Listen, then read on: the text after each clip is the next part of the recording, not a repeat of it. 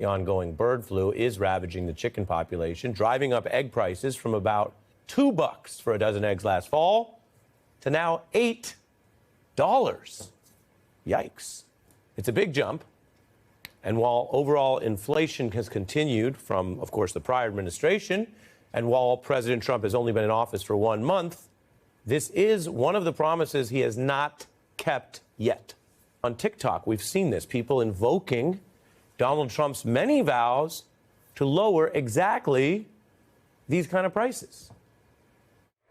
What? Oh, nothing. I'm just wondering how you're doing with those egg prices. Well, here you are asking about the egg prices. You know that there's the bird flu going on, and that is Biden's fault. I'm just saying that the availability of eggs and the price is not President Trump's fault. Oh, you mean the prices of eggs that y'all definitely said were Vice President Harris's fault during the campaign trail? Now a dozen eggs will cost you around $4 thanks to Kamala Harris's inflationary policies.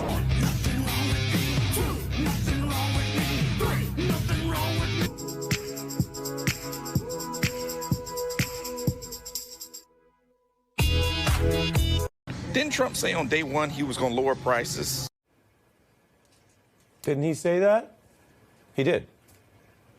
And I went on groceries. It's a very simple word, groceries. Like almost, who uses the word? I started using the word, the groceries. A vote for Trump means your groceries will be cheaper. It'll also bring your grocery bill way down. I have more complaints on groceries. Now, those grocery bills, they're not down, they're not level, as you're seeing from the reporting, and the prices, they're up. And Americans are feeling this with reminders that, of course, reflect the problem, as well as Trump's lack of any solution so far, which brings us, as mentioned, to something that people live. This is not partisan politics. This is how things are going in the real world when you're out living your life. If you want to, for example, get a reasonably priced meal at a mainstay like Denny's. This set of developments does not mean that all problems under the Trump administration are somehow caused by the Trump administration. Indeed, I can say to you tonight, America, the question is often asked. Which came first? The chicken or the egg? Or as one poet put it, dealer or victim, I beg, what came first, moving chickens or the egg? Well, tonight's question is related. What came first? The bird or the egg prices? The bird flu or these cracked eggs of budget cuts? The metaphor may be difficult. The answer is simple. Bird flu did come first, along with wider rising prices over the past few years. And that, of course, is before Trump's election. But just as Trump struggled in his first term with the COVID response, he is struggling with this part of the job already now. Nonpartisan financial outlets, again, no agenda against MAGA, but they're reporting on President Trump's clear lack of interest in governing or solutions on these type of challenges. Trump's mass firings, gutting the expert staff that, for example, was doing bird flu response, which Bloomberg calls a stunning bureaucratic measure of incompetence, so blatant they're now, quote, scrambling to hire back some of those workers they fired. And food safety is the government's job, whether Trump finds that interesting or not, whether that drives the right press coverage or not. Trump and Musk continue to test the limits of how to fire all kinds of people, including the experts who do this work, who have the expertise, who are on the job. So Trump and his staff, in this case Musk, will be held accountable sooner or later for the results. More broadly, these are problems that come as the American consumer confidence is sinking, the largest monthly drop in over 4 years. So that shows concerns beyond even these recent economic problems under the past administration. Now, everyone knows voters famously hold presidents accountable for the economy. That's why President Bush could literally win a war and then quite quickly lose an election. It's why James Carville's maxim, "It's the economy, stupid," has endured for decades. Even as everything around us, from politics to media to technology, seems to be changing, we still hear, and boy, does it still ring true, it's the economy, stupid. A lot of experts say those high prices over the last couple of years drove an inflated or higher opposition to the Biden-Harris administration. And that helped Trump eke out his 1.5-point national win. just late last year. So what came first? The chicken of this Trump second term or the egg of high prices? It's a tortured metaphor for a tortured time. And people seem angry in red districts and these protests as they watch President Trump come back after everything I just showed you and all those promises and then side with billionaires and plan tax cuts and firing all these people, some of whom are working on your food safety, others who might just be your neighbor, your fellow peer. Just a lot of firings. And all of that being prioritized over any apparent effort to fulfill the campaign vows about the prices and the economy. And let's be clear. I've told you before, there's a valid debate about the size of government or future budgeting. Congress is having budgeting discussions tonight about the future. But taking people who've already been hired to do these jobs in a bipartisan process and firing them all indiscriminately and cutting all these jobs across America, well, it doesn't play well. Even if, as Musk likes to say, they are government jobs, like that's automatically worse. Note what you see on your screen. The Trump-Musk effort targets over 900,000 jobs across red states alone. The impact there, if you want to look at it politically, is broad.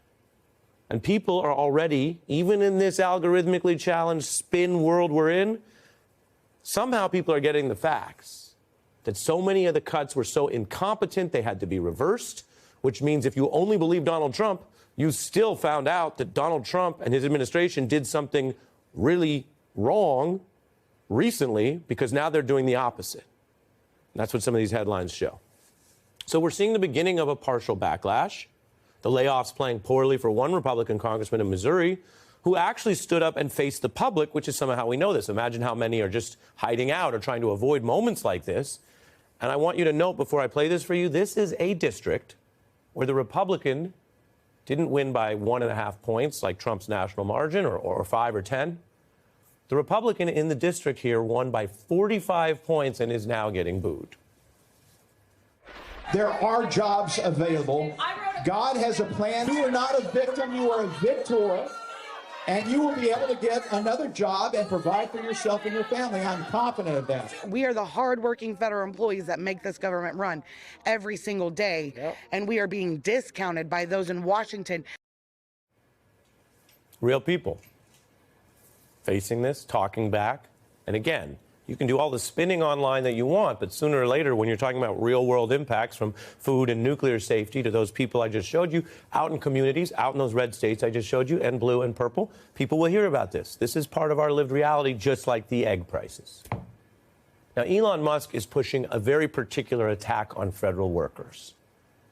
It has an argument to it. And again, there's been many debates about bureaucracies and the so-called, quote, deep state, and many of these things have different ideological angles.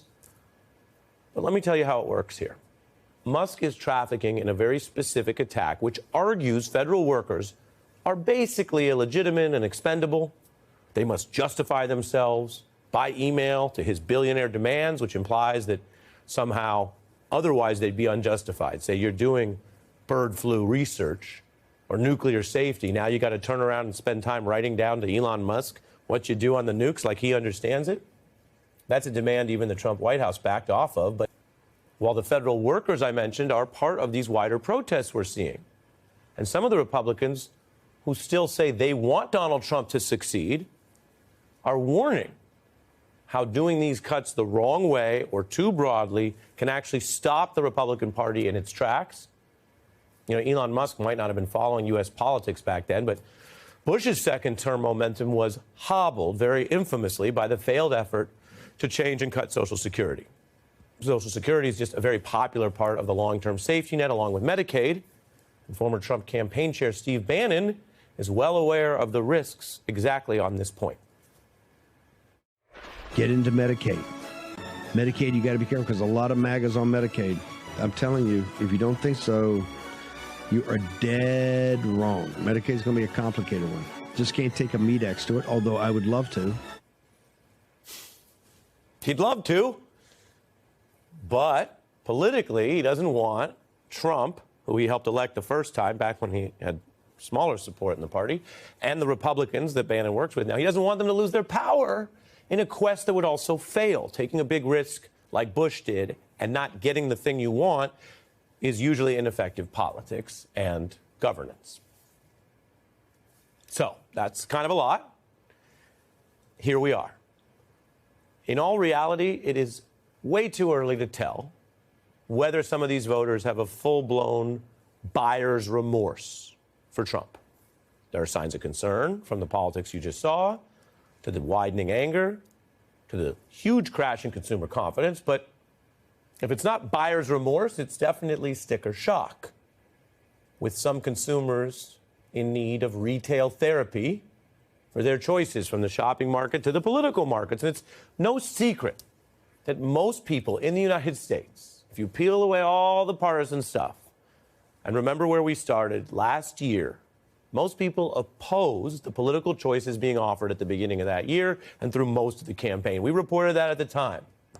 I even made a Daft Punk reference about one more time and showed the polling that majorities in both parties wanted other choices.